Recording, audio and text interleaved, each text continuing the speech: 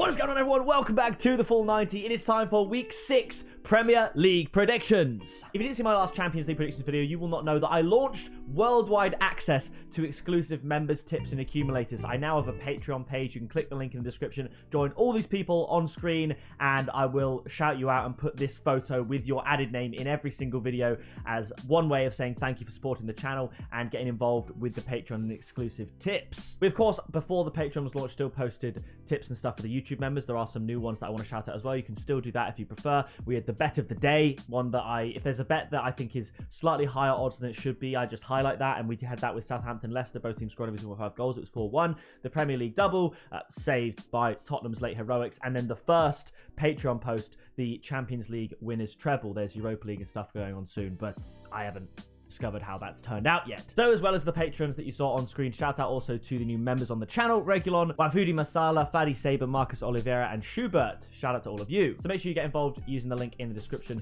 and let's get into the predictions. There's some really good value here, and there's a market that I've got as a tip for you that I'm not sure if I've ever used in the 5 years on this channel, maybe once.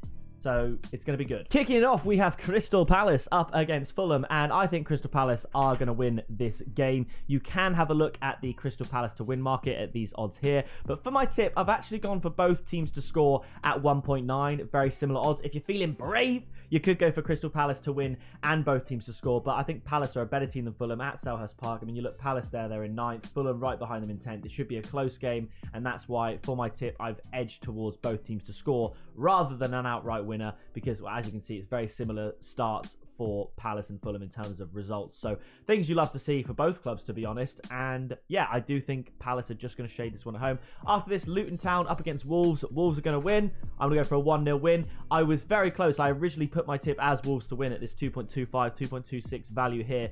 But because I'm so confident in the win and the value is there, I've gone for Wolves draw no bet at 1.57. I don't think Luton are going to beat Wolves. I think Luton are going to really struggle. I mean, as if that's not obvious already, I think Luton are going to struggle. And I also think that the results here are harsh. Like, they got battered by Brighton. They should have got something against Man United. They beat Everton.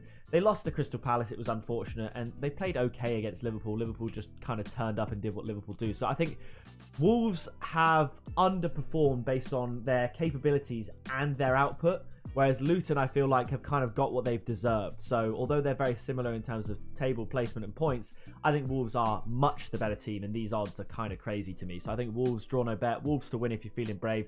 Go for that one there. Man City against Nottingham Forest. You look at this and it's like, how many? Forest have had a great start to the season. Again, the same as Crystal Palace and Fulham points-wise, but how do you stop Man City? Answer is you don't. I'm going to go for a 3-0 win to Manchester City.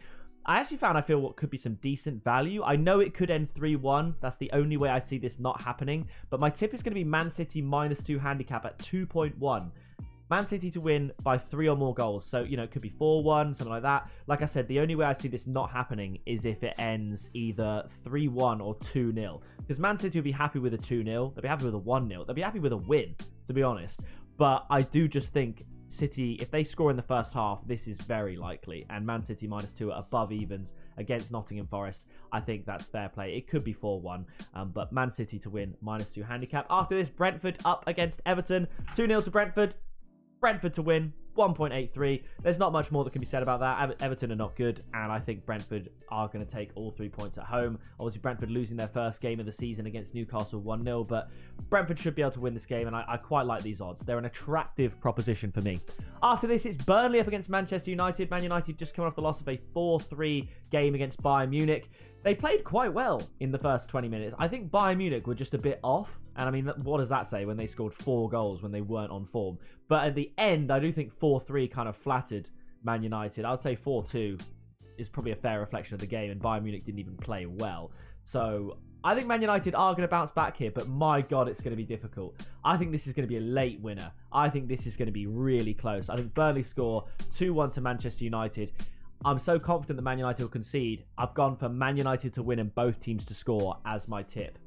I think Man United should win, but Burnley could really give them a tough game. They really, really could. I could see them dropping points here, actually. But I'm going to go for 2-1 to Manchester United. After this, North London derby, Arsenal smashing PSV Eindhoven in the Champions League 4-0. Pretty much their full-strength team, I would say. We don't have Thomas Partey, but now that we've got Declan Rice, it's almost like people have forgotten how good Partey is, because unlike his previous replacement before Rice, the drop-off was quite significant, but now it's not. And if we can, I mean, full-strength Arsenal can beat anybody.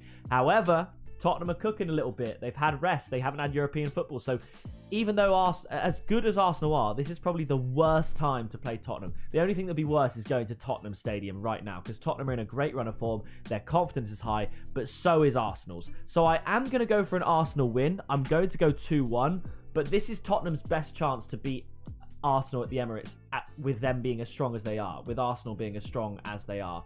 So I could see them getting something from this game. Maybe that's me being a bit cautious as an Arsenal fan, but I think Arsenal are better. So I'm going to go 2-1, but my tip is both teams scoring over 2.5 goals at 1.83. That's better odds than the Arsenal win. And just in case it does end 2-2, or even Tottenham get a win, if Tottenham do win, Arsenal are still going to score. So I think it's more likely that both teams score with over 2.5 goals than Arsenal win, to be honest, and the odds suggest otherwise. So that's the value I've pointed there. So that's what I'm going to go with. Brighton, Bournemouth, I've gone for a bit of a rogue one. I'm going to go 5-0. I think Brighton are absolutely phenomenal. Then again, I'm going to take it down. I'll go 4-0. I'll go 4-0. Just Brighton do have a game against AEK Athens. I think they're going to win that as well. But Bournemouth, yes, they can pick up points here and there from certain teams, but Brighton are absolutely phenomenal. And at the Amex, I think they're going to run Bournemouth ragged. I'm going to go 4-0. But my tip is Brighton -1 handicap at 1.9. So could be 2-0. Could be 3-1. This is more of a sensational prediction, just to kind of emphasize and highlight how good I think Brighton are and the golfing quality between the two South Coast sides. So I think Brighton are going to win this one absolutely convincingly. I'm going to go 4-0. -1 handicap at 1.9. Call it a banker. Call it what you want. I think that is unbelievable.